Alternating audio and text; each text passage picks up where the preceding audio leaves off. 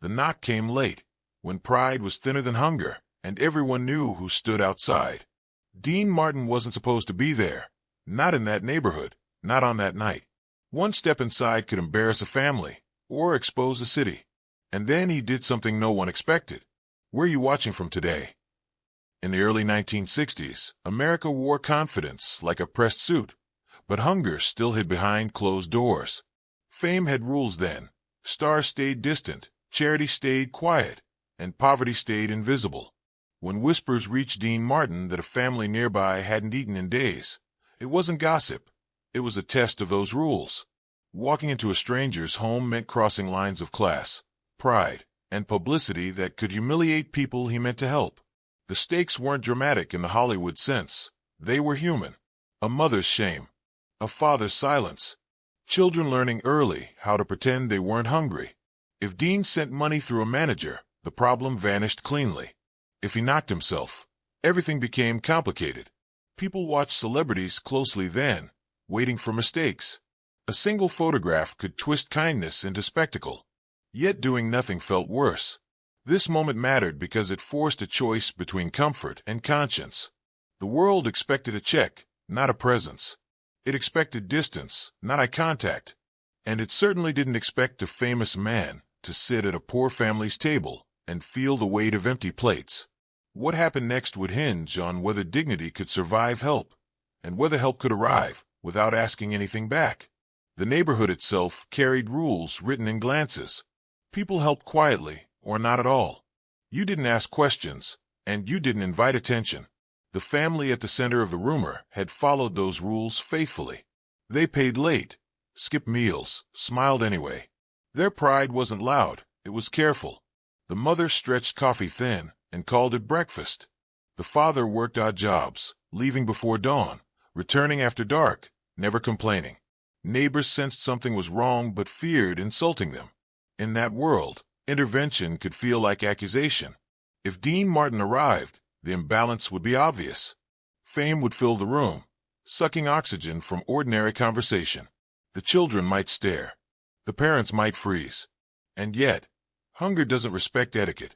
It hums steadily, reminding you of every hour you didn't eat. That was the real pressure behind the door time. Each day without food makes tomorrow harder. This is why the moment mattered. Not because a celebrity was involved, but because a boundary had to break. Someone had to risk awkwardness to stop something quiet from becoming dangerous. The city would keep moving either way. Radios would still play Dean's voice. But inside one small home, the choice to knock could decide whether help arrived as charity, or as something closer to respect. Silence, more than hunger, filled that small house before the knock. Stories like this usually vanish because they don't fit headlines. No villain, no applause. Just a decision made when no one's watching. That's what made it heavy. Dean knew the press could twist kindness into self-promotion. He also knew inaction could be justified 1,000 ways. The world tells you to mind your business. Yet hunger is everyone's business once you hear it. The stakes weren't legal or financial. They were moral. If he knocked, he risked embarrassing a family already carrying too much. If he didn't, he would protect his image at the cost of his sleep. The moment mattered because it asked a simple question with no easy answer. Is help still help if it preserves distance? Or does real help require presence, listening, and the humility to be uncomfortable? Outside that house, the night air was calm. Inside, the family was deciding how to make tomorrow look normal. Between those two spaces stood a man known for laughter and songs, wondering whether he could enter without taking over. The knock, when it came, would be soft. The consequences would not be. Dean Martin understood hunger differently than most people thought. Long before the tuxedos and television lights, he'd known empty cupboards. His father's work was unreliable.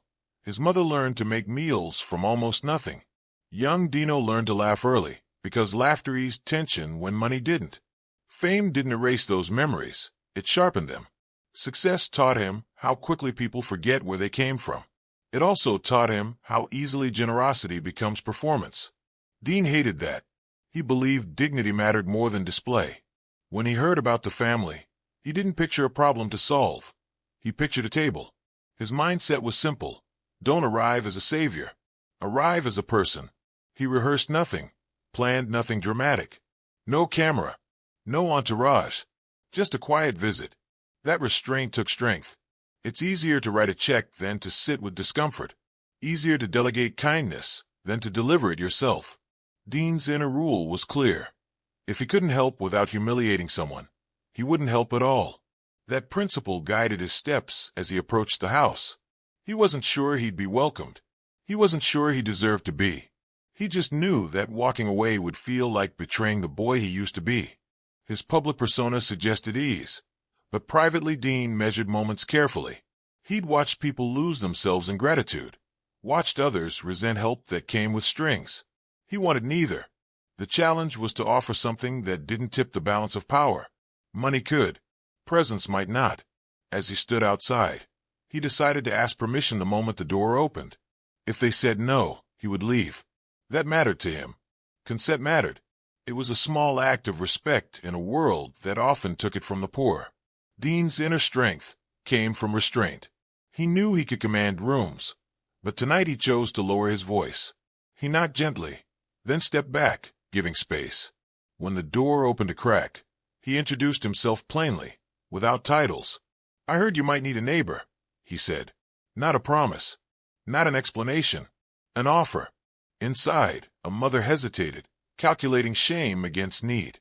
Dean waited. Silence did the work. This was his way. Let people decide without pressure. He wasn't there to fix their lives. He was there to share a moment and see what that allowed. What steadied him was memory. The taste of watered soup. The embarrassment of borrowed coins. The relief when someone helped without asking questions. Those experiences shaped his compass. He believed that help should feel like solidarity, not rescue. As the door opened wider, he kept his hands visible, his posture relaxed. He noticed the worn carpet, the careful tidiness that tries to hide scarcity. He noticed the children watching from the hallway, curious but cautious. He didn't comment. He smiled softly, letting the room breathe. Dean's inner rule guided every step. Don't make this about you. He asked where he could sit. He asked if it was a bad time. Each question returned a little control to the family. Strength, for him, was choosing to be small in a space where he could easily be large. He listened more than he spoke. He noticed pauses. He respected them. This wasn't a performance. It was a test of patience. The past had taught him that dignity grows in quiet moments, not grand gestures. And so he waited, letting the family decide what help would look like. The first pressure came from outside. A neighbor recognized him and whispered, "Should we call someone?" The implication was clear. Attention could turn kindness into chaos. Dean shook his head gently. "Not tonight," he said. Inside, the father grew tense, shoulders tight, pride flaring. "We're fine," he insisted too quickly. Dean didn't contradict him. He acknowledged the fear beneath the words. "I believe you," he replied. "I also believe people can be fine and still hungry." The warning was subtle. If this became public, the family would carry the weight. Dean was careful not to push. He asked about work. He asked about the kids' school. Normal questions, grounding the moment. The pressure increased as the mother apologized for the house. Dean stopped her. "Please don't," he said softly. "I asked to come." Fear hovered. Fear of pity. Fear of exposure. Fear of owing something later. Dean let it sit. He didn't rush to solve anything. He knew that rushing would feel like control. The tension thickened because help was close enough to touch, but acceptance wasn't guaranteed. The second pressure came from time. A child's stomach growled, loud in the quiet room. The sound cut through every defense. The mother flushed. The father looked away. Dean felt the room contract. This was the moment where embarrassment could turn into anger. He didn't react immediately. He waited a beat, then smiled gently. "Mine does that too," he said. "I skipped dinner." It wasn't true, but it was kind. Laughter flickered, fragile. The pressure eased a fraction. Still, fear remained. Accepting help might mean being judged. Dean addressed it without naming it. "I'm not here to count anything," he said. "I'm here to listen." Outside, footsteps passed. The world continued. Inside, a decision hovered. The mother finally spoke. "We ran short," she admitted. The word short carried weeks of hunger. Dean nodded, honoring the courage it took to say that much. The escalation wasn't dramatic, it was human. Each confession raised the stakes, making retreat harder. Dean stayed calm, anchoring the room with patience. The third pressure was fear of consequence. "If people find out," the father said, voice low, "we'll never hear the end of it." Dean met his eyes. "They won't," he said, "because this doesn't leave this room unless you want it to." Trust is built on promises that sound small. That one mattered. The children edged closer. The mother wiped her hands on her apron, a habit when nervous. Dean asked a simple question. "What do you usually cook?" It reframed the moment from lack to routine. She answered. He listened. He didn't interrupt with solutions. The fear softened into caution. This was escalation without shouting, tension without threats. The room waited for a move that would define everything. Dean stood slowly. Not to leave. To act. But how he acted would decide whether power shifted or settled gently. That night became the hinge. Dean asked if there was a store nearby. The father stiffened, expecting money waved around. Dean shook his head. "Come with me," he said. "I'd like the company." Outside, the streetlight hummed. They walked together, not ahead, not behind. At the store, Dean filled a basket carefully, choosing staples, not luxuries. He asked the father's opinion on brands. He paid without flourish. No speech. No tip jar moment. Back at the house, he carried one bag, letting the father carry the other. Inside, he set the bags down and stepped back. "I'll wait," he said. The visible trigger came when the children reached inside, eyes widening. The mother covered her mouth. Tears came, quiet and sudden. Dean didn't touch her. He gave space. Silence did the work again. This was public enough to matter, private enough to protect. The thread of humiliation passed. Something steadier replaced it. Dinner wasn't immediate. The mother insisted on cooking properly. Dean offered to help, then followed her lead. He chopped, slowly, letting her correct him. The father watched, arms crossed, then softened. The kids set the table. Normal returned piece by piece. The emotional trigger was simple. Someone famous doing ordinary things, without acting important. It rearranged the room's power. Dean asked to sit where there was space, not at the head. He listened to stories. He laughed when appropriate. He didn't tell any of his own. When they ate, he waited until everyone had served themselves. That mattered.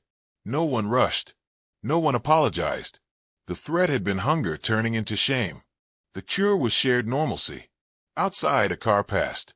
Inside, the clink of cutlery sounded like relief. As the meal ended, Dean stood to leave. The father stopped him. "You don't have to," he said, uncertain. Dean smiled. "I want to," he replied. He explained gently that staying too long could make tomorrow awkward. He left the groceries neatly stored, the kitchen cleaner than before. At the door, he paused.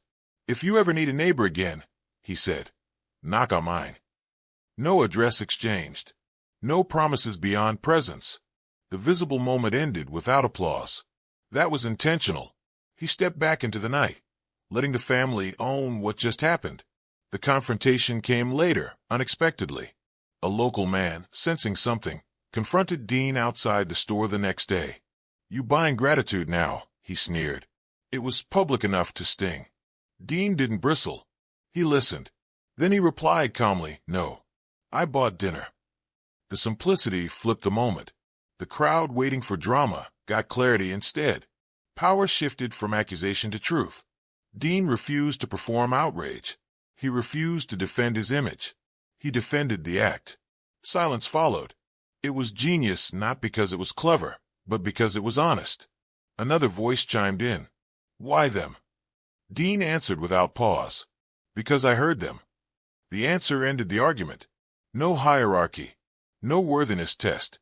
Just proximity and response. The crowd dispersed, unsatisfied. Dean walked away, untouched. The family never heard about it. That was the point. When a reporter later asked, Dean declined comment. "It wasn't a story," he said. "It was a meal." The refusal protected everyone involved. Power stayed where it belonged, with the people living the moment. The antagonist dissolved into embarrassment. Without spectacle, There was nothing to feed on. Authority figures shrugged. Tension broke quietly. Dean's choice removed oxygen from conflict. Calm returned. The crowd's reaction was forgetfulness. That, too, was victory. No headlines meant no harm. The family slept full. That mattered more. Weeks later, Dean received a note with no return address. "Thank you for treating us like neighbors," it read. Nothing else. He smiled, folded it, and kept it. There was no follow-up visit. No check-ins. Respect sometimes looks like absence. The family found steadier footing. Pride intact. The story spread slowly, then settled into legend. Not because of who Dean was, but because of what he didn't do. His quiet rule endured. Help should feel like company. Years later, someone quoted him simply, "Sit down first." The moral lingered. If this story moved you, tap like, subscribe for more Untold moments, and share your thoughts below. When you help, do you lead with distance or presence?